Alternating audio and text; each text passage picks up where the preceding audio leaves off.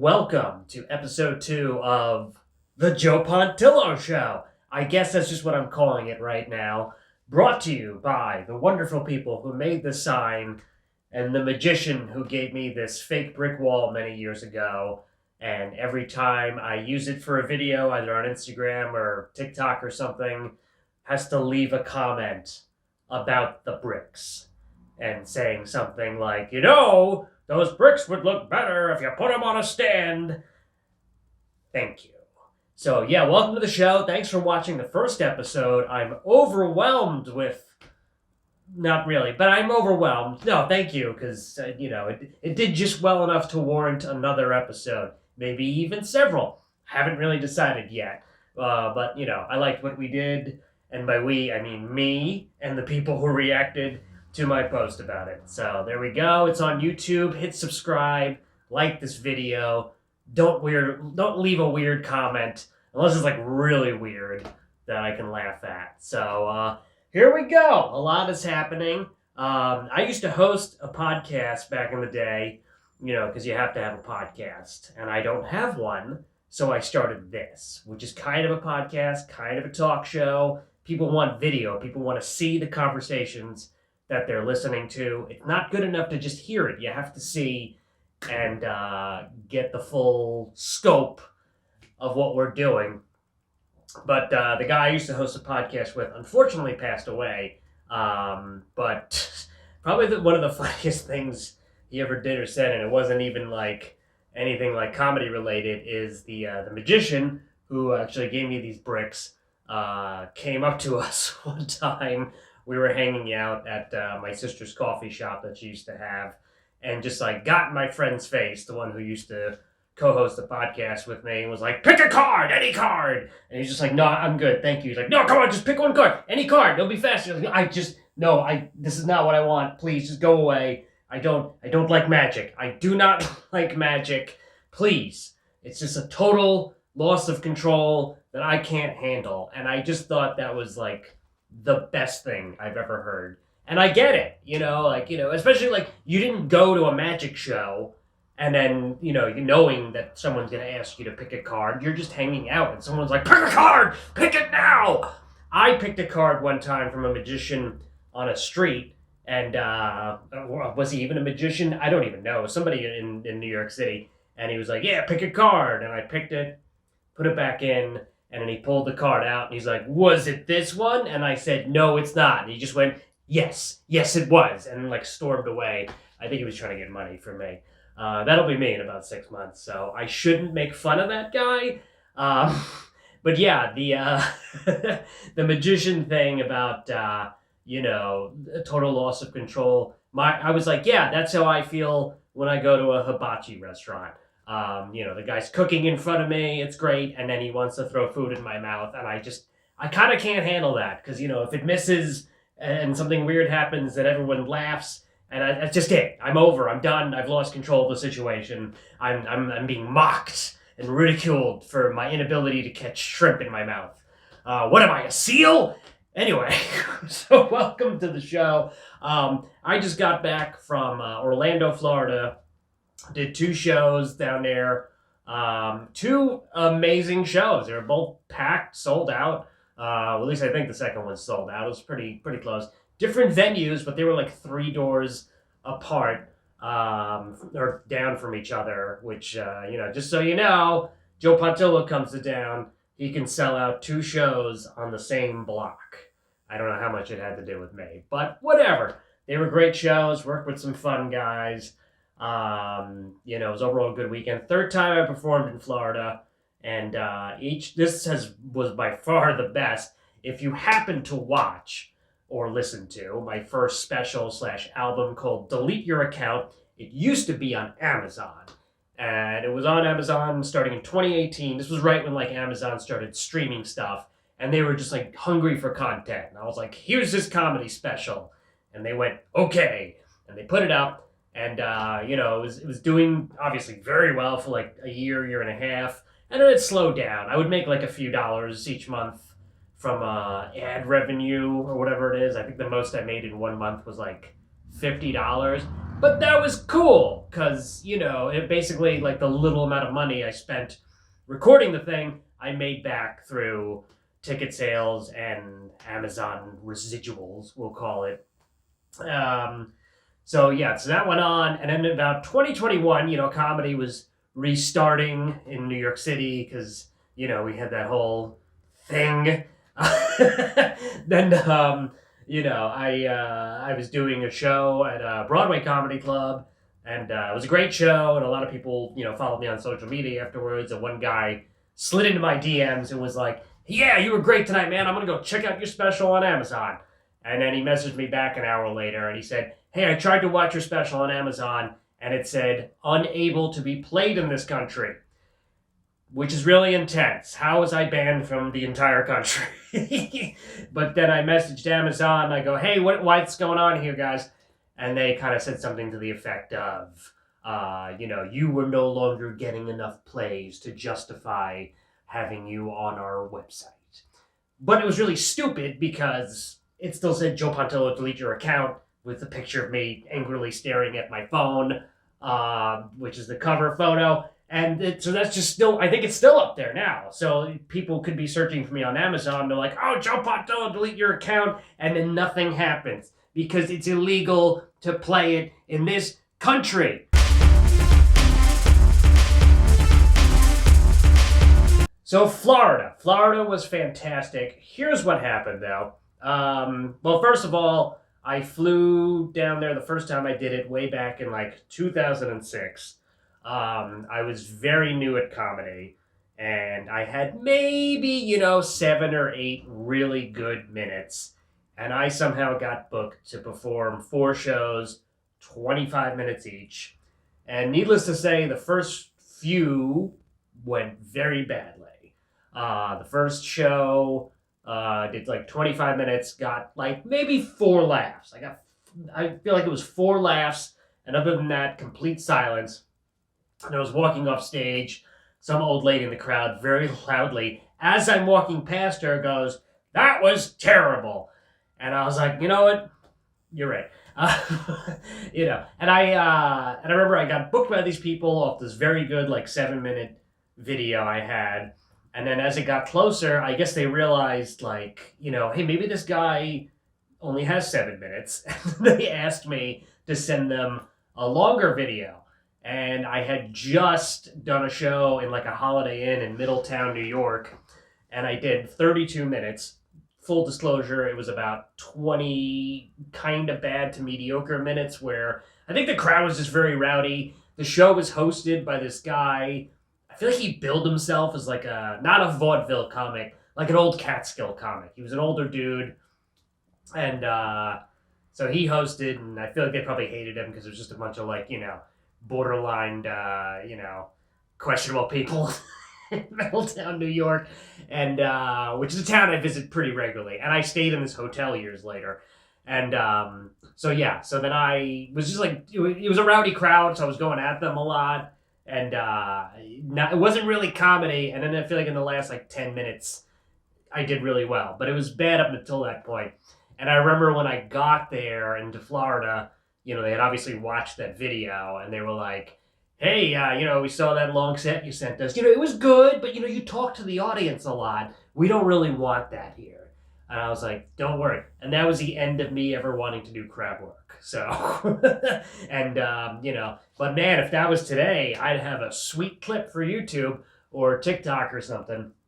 So, yeah, I'm in Florida, 2006, show 1 goes terrible. And then the best part was like, the headliner had to dunk on me each night. Like, he went on stage the first night and goes, "Hey guys, give a round of applause for Joe Pontillo. You might not realize it now, but one day you'll be home watching David Letterman, and so will Joe. Yeah!" And the crowd just went absolutely wild, and could not feel any worse.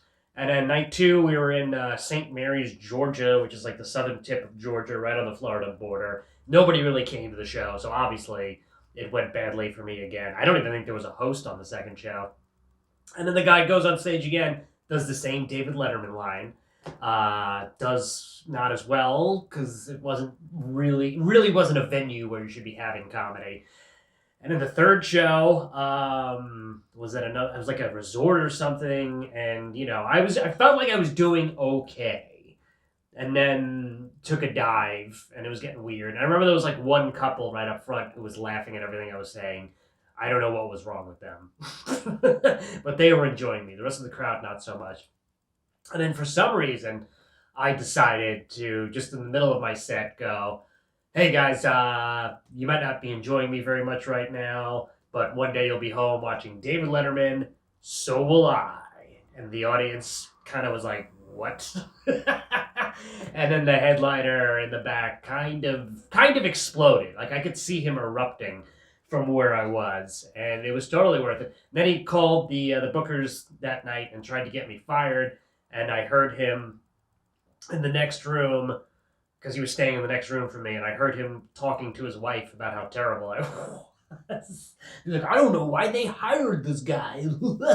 This was some guy who was performing comedy for probably like 20, 30 years at that point, wearing a Hawaiian shirt, rarely leaves Florida. I think he was originally from Chicago. It was 2006. He was doing a joke where he references the movie Cop and a Half.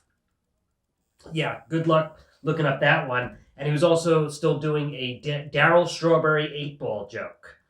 Darryl Strawberry had been retired from baseball for about 7 years at that point and wasn't known for doing cocaine since at least like the early to mid 90s.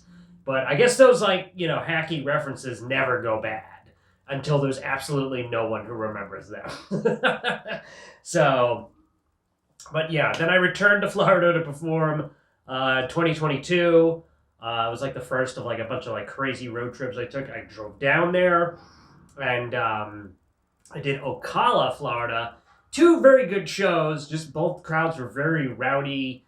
Somebody like fell down the stairs one night. On the second show, I was just cruising along, having a great set, and then somebody got in a fight with another audience member for talking. So it was a very long room, so I couldn't hear anyone in the back that was talking. But apparently they were very distracting to this one woman, and she just had to loudly interrupt my show to yell at an audience member, which was great. But like the audience member that was talking didn't stop the show because I couldn't hear them. But her yelling at said audience member, that brought the show to a screeching halt. So fun times. And this was the same club but in a different spot. And it was so funny, like, I'm doing these shows in Orlando this weekend, and the shows are great. And then afterwards, I'm talking to some audience members, and I go, "Yeah, wow, you guys are great. Last time I was in Ocala, Florida, and they went, 'Oh, yeah, that place is gross.'" Which is very funny. It's like, someone from a different part of Florida looked down upon that part of Florida. It's kind of like how I'm from Long Island originally, but then when I'd say that to people, I'd be like, "But it's the border of Queens. So it's not like Long Island, Long Island." Is it? I don't know. That somehow makes it worse. Long Island is Long Island, it actually made things worse because people from my hometown, Valley Stream, would sometimes be like, "Valley Queens!" And I don't know if that was helpful in any way, shape, or form. But yeah, it was cool living on the border. Me and my friends would drive to Queens, the first town over, Rosedale, which is also where my dentist was. And if I ever go to a dentist again, they're still there. Different guy now, but I think he has the same staff. And we would go into Queens on a Friday night to a place that was referred to as Midnight's. I think it was Midnight's, but it definitely did not say that on the front of the store. And we would illegally buy alcohol. So that's my living on the border of Queens story. And no one ever stopped us until we befriended my friend John. Has a cousin who's also named John, and he's 2 years older. So he turned 21 when we were all 19. So did he used to buy us alcohol? I don't remember. He was pretty useless. Anyway, so I flew to Florida, and I took JetBlue down there. JetBlue's motto now seems to be, "Come fly with us, just whatever you do, please don't bring luggage." They are increasing the price of luggage on the plane, And then also, when I was waiting to go onto the plane, they were like, if anybody wants to have their carry-on bag get stored, please. We don't want any they don't want any luggage like on the actual plane. They just want to throw it all down below. Then I flew back on Spirit Airlines, which is one of like the top 5 like hacky jokes that like every comedian does now, is some kind of Spirit Airlines joke. So that's almost like half the reason I did it, because I was like, let's see what all the fuss is about. Let me tell you, first of all, great flight. Flight was fine, very quick. I slept through most of it, even though the Spirit Airlines planes have to be from another airline. Like, it has to be an airline that either went out of business or got bankrupted or whatever, and they just reused those planes and just painted them yellow. Because the interior of the plane looked very old. I felt like I was flying in the early 2000s. There's no TVs. You get nothing for free except scorn. So I get to Orlando Airport to fly out very early in the morning. My flight was at 5:05. I get there at like 2 something, and no one's there. I check in, get my boarding pass.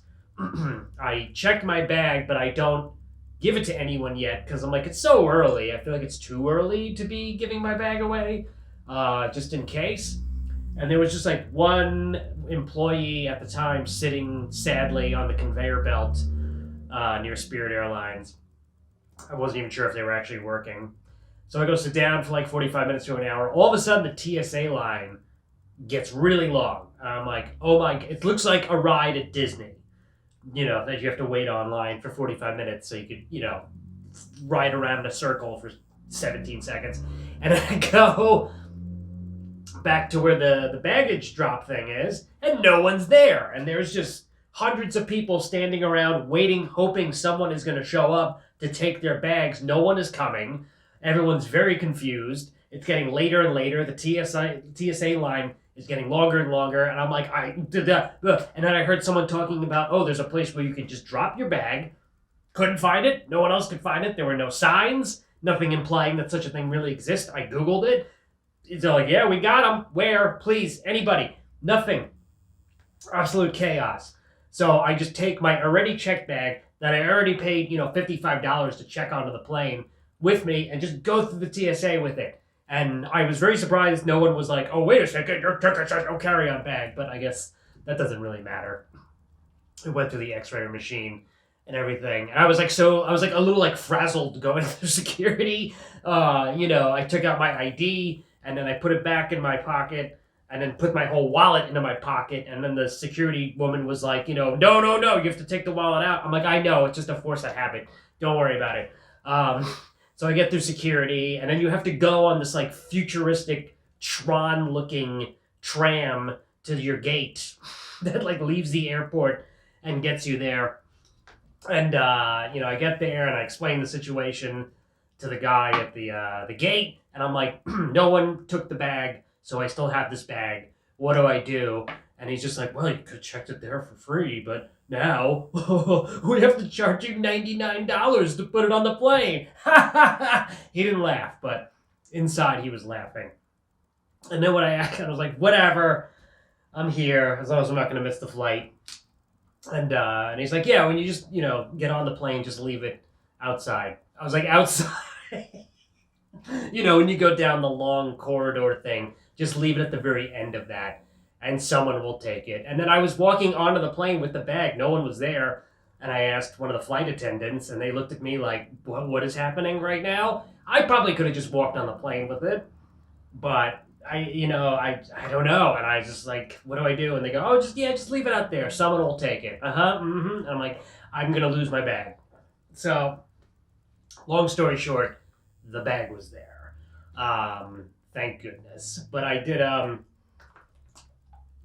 got back. We'll probably never fly Spirit again. It was absolutely ridiculous. But what an experience. Oh, I am... every airline has their own credit card now. You got the Spirit Airlines credit card. Get the JetBlue credit card. I got both. I also got Delta, Frontier, Virgin Atlantic. They're back now. I didn't know this. I was seeing signs for Virgin Atlantic all over the place. Is it still Richard Branson, or is he still just having, like... weird parties in space or at sea. Whatever. Rich people. Am I right? Gah. So yeah, so I got back, and then I had to rely on New York City mass transit to get me from there to where I live, and riding the bus, which is a thing I always try to avoid. Once I'm on the bus, I'm like, oh, I'm one of these people now. It's one thing riding the train, but so I get on the bus from LaGuardia, and I'm like, how do I pay? Because they don't take a Metro car on the bus anymore. They have this New York City has this new stupid thing called Omni, and basically you can just like pay your fare with your mind. No, that would be cool. I think it's just like your credit card or something, or maybe an app on your phone. I don't have it. I refuse to have it. I don't ride the train enough or the bus. And I was like, how do I pay for a fare? And he's like, you got to go to the machine outside. I go, oh, and then what happens then? He's like, just go to the machine outside. And I go to the machine outside, and the guy leaves. And that's great. And there were like 3 machines. I didn't know which one it was. I figured it out, but it took more than 8 seconds. So the guy left. And then it was funny when you're waiting for the bus. There's like, hey, tweet us at NYC MTA bus at and I was like, yeah, you don't want me to tweet you right now. Don't worry about it. So there was this whole thing last year where a lot of people were making fun of nepo babies, nepotism babies. They're basically people in Hollywood who only are in Hollywood because their, parents were Hollywood actors or producers or directors or writers, or even worse, like, people in government. Their kids are just, yeah, you're on TV now. It's fine. They're with me. It's And I went down this weird rabbit hole where I was actually just looking up the Wikipedia pages of a whole bunch of random actors and actresses and hoping to find people who don't have famous parents. And I'm happy to say it was like 50-50. It's true. But there's a very terrible movie. Every few months, I feel like, we say something like, this is the worst comic book movie of all time. And right now, it's apparently Madam Web. So Sony owns the rights to Spider-Man and all his characters. But Spider-Man is really mainly doing movies with Disney these days. And that's a weird one, too, because, like, I'm kind of scared to see what, like, a full-blown Disney Spider-Man movie would be. So the little that Sony does good, and it's really little, they're still involved with the Spider-Man, so he can't be completely awful. Or cringe. That's the word. Marvel makes a lot of cringe, but they also make good stuff. I watched The Marvels last week, which people hated. It was fine. It was a fine movie. Definitely looks like they filmed all of Samuel L. Jackson scenes in one day. Like, he couldn't be bothered to show. But that's fine. But yeah, it was a fine movie. Whatever. Not worth the hate.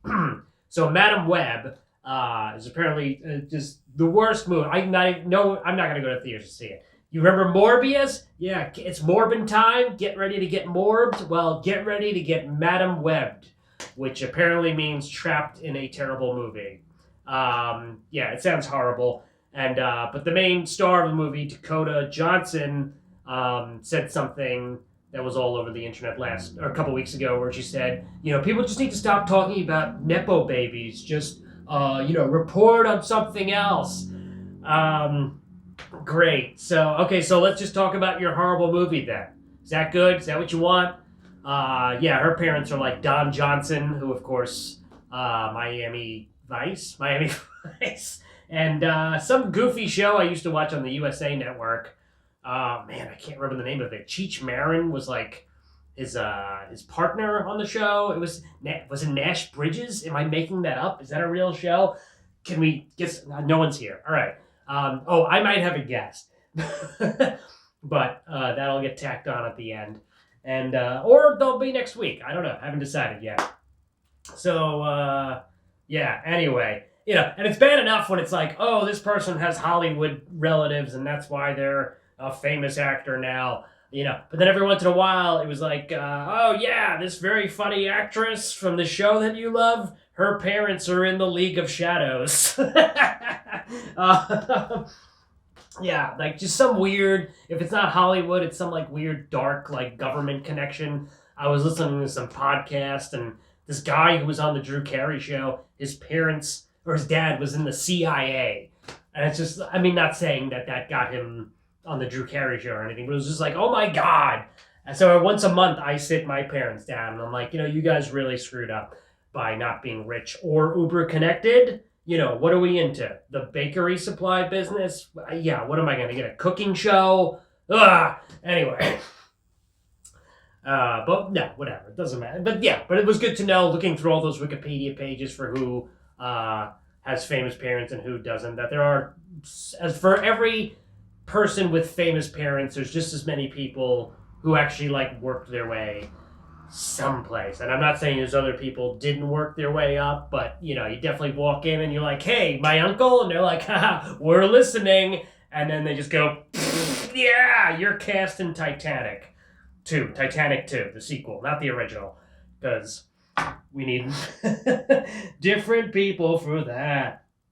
Yeah. So in other comedy news, there was some comics led by Jim Florentine and a couple of other guys. We're supposed to do some show out in Seattle, and not till the fall, and the club canceled on them because they found their humor to be too offensive.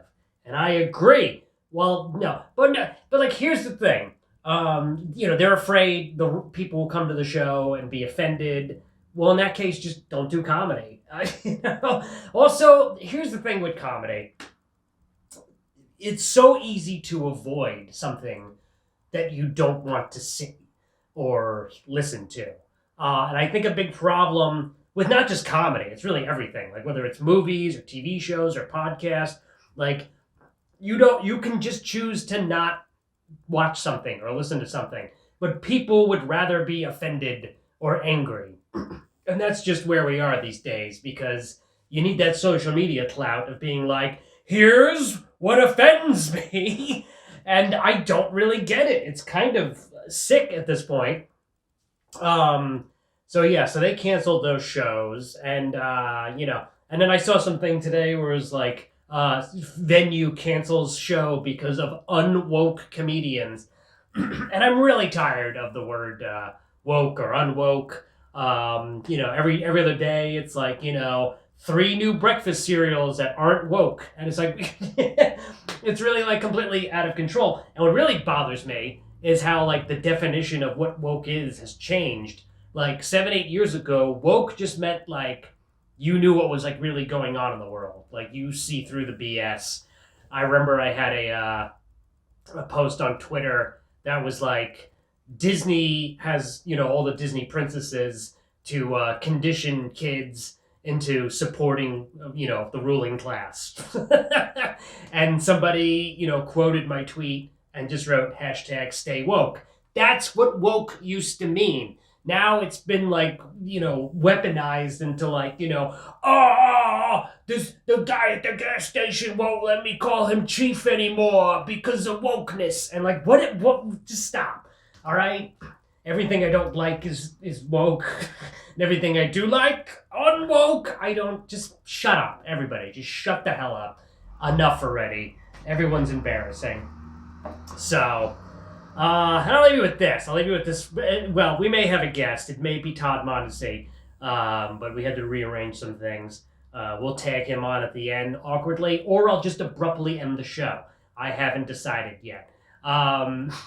So the movie, Madam Web, like I said, bombing at the box office, and it made me think of bombing in comedy. And so often people are what was your worst bomb? And I'm glad to say I don't think I've had too many bombs. Also, the definition of bombing to me is when, it's one thing to do a show and the audience isn't laughing. As long as you're paying attention to you, you're not bombing. The crowd just either sucks or doesn't want to laugh. Sometimes you just do a show and the crowd is just and that's all you get. But then sometimes they come up to you after the show and they're like, man, you were great. It's well, you could have expressed that in some form, but you didn't, and that's fine too. So, but I always go back to me what a bomb is, and was you're doing so badly that not only are the audience not laughing at you, they're not even paying attention to you. They're doing their own thing. They've moved on. They've paid money to come see a comedy show, and they're doing anything else. The first paid gig I ever got, which was at a place called the Callaloo Cafe, in like a restaurant in New Jersey. I think it closed. I got on stage. I was hosting, and this is how stupid this gig was. So I showed up there a month before with another comedian who brought me to do a guest spot, and I do the guest spot. It doesn't go well, and it doesn't matter because I call the booker, same guy I mentioned in the last episode who you had to call to get bookings. I was like, hey, I did a guest spot at the Callaloo Cafe. Would love to host sometime. And that's all the info he needed. Doesn't need to know if I did well. I was just like, okay, great. You'll host in August. So I go to host. I don't think I do well at all. Lose the crowd. The crowd's talking amongst them, loudly talking amongst themselves. That's a bomb. And then something like that happened only like 2 other times in my career. One time was out on Long Island. The other time was early 2020, just before COVID. I'm performing in White Plains, and I'm featuring for this Instagram influencer. Not going to say his name. Very annoying guy. Walked around with a posse, that like an impenetrable posse that you couldn't like come up to him and be like, hey man, what? No. Posse. He's been. It's like when I worked with Vinny from the Jersey Shore. He was surrounded by a posse that you couldn't penetrate. So we did 2 shows. The first show was like a regular comedy crowd. I do very well. In fact, people were coming up to me afterwards and they were like, "Oh, you were better than a headliner." But then the second show was like 90 to 95% people who just came to see him. And they could not give less of a shit about me. Like, I was just, every joke just dying a horrible death. It wasn't a complete bomb, because I do feel like there was like a couple of big laughs, but there was also just a lot of silence, entire tables of people just actively ignoring me, talking loudly amongst themselves.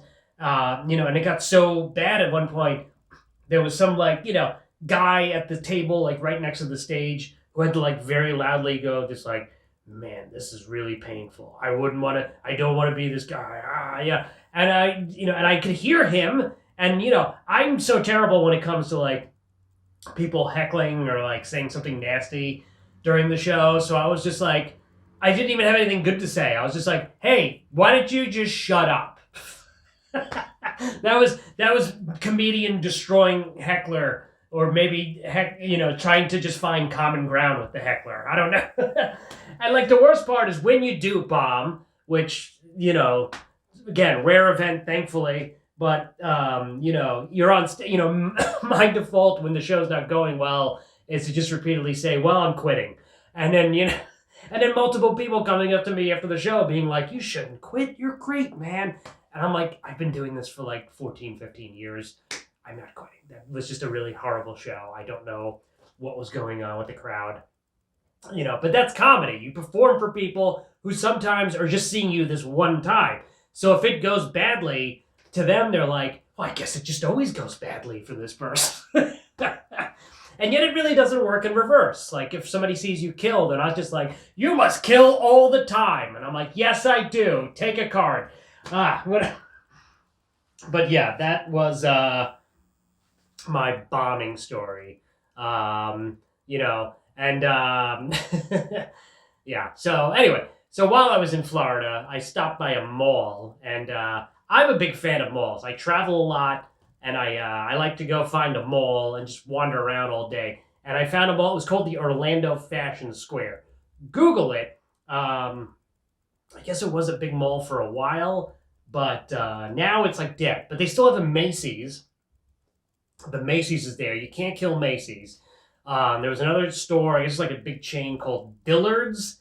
I don't think they're in the Northeast, but they're around the country. But what's funny is you couldn't enter Dillard's from the mall. You had to leave the mall and enter. Even though it was technically connected to the mall, they had pulled down the gate. It was just so weird. There was a Hot Topic and a Spencer's and a smoothie place and a Panera Bread and a couple other stores. And then there were some stores that looked like they were actually still open, but they were kind of pretending like they were closed.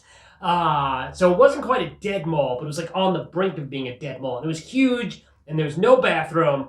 And I walked around. I mainly was there to use the bathroom, and there just wasn't any. So really weird experience. I like malls, and it's sad that a lot of them are dying. And I guess what it is like the big stores. Walmart was just like, hey, we're gonna sell everything. Don't go anywhere else. Then Target was like, yeah, we're gonna sell everything too, but differently and with a bullseye. And then of course there's Amazon, which has destroyed the planet. Amazon, don't get me wrong, like has its good points. Okay, I'm not one of these people who's like, get rid of Amazon. Maybe Jeff Bezos should go into space and stay there. But besides that, Amazon's fine. They do some questionable things outside of, treating their employees you better deliver this by this date or we're going to hunt you. Or warehouse workers, you don't forget to pee in a bottle, no breaks, haha, oh, and you can't eat. Sometimes you order what's supposed to be a new product from Amazon and then you get it and it's clearly an old product. So, Amazon should just, pull back a little. That's what I think. That's all. Or they should get bigger. They should start selling health insurance, cars. Just buy cars off Amazon. And what else should they have? All right, this is going to get weird. All right, so here's the thing. First of all, thank you everyone who had watched the first episode, watches this episode. Special shout out to our unofficial sponsor, Huracan, coming back this July. They didn't ask me to say that. I'm just doing it because maybe eventually I'll get a free comic book out of it or something. And then either we're going to have Todd Mondesi or he'll be on the next episode. I haven't really decided yet. But yeah, we'll definitely be doing more of these. Thanks for watching. Upcoming shows for me. I've got a lot going on. This Friday, March 1st, is Comedy Night at Michael's in Island Park, 8 p.m. show. We've got a great lineup. The last show is amazing. Please come. And then the next one will be Friday, April 12th. If you missed this one, but you better not. And then what's going on Saturday? Saturday, I think I'm in the city at Todd Mondesi's show. UGG Comedy at 1 and 1. And then what's happening after that? Next week, I'm doing a very good barbershop show, hopefully. And on the Upper West Side. It's run by Eric Angel. And then Saturday, March 9th, I'm doing something in Pennsylvania. I've got a lot of Pennsylvania gigs coming up. I've got March 9th in Pennsylvania. Then I've got the first 3 Saturdays in April are all in Pennsylvania. I just updated my website. Go check that out. What else is coming up this month? March 15th, Hopewell Junction, New York. Come to that. It's at a good catering hall. I've been there before. I have 2 friends in Hopewell Junction. They won't come, but they'll know about it. What was that, the 15th with Chris Roach. You know Chris Roach. Kevin Can Wait. Somebody watch that show. And then the 16th, Homedale, New Jersey. I don't know. Go to my website. My brain is melting. Thank you so much for watching. Next time, oh my God, we've either got a guest or I'm going to have a bigger meltdown. Or these bricks will be real. Tune in to find out.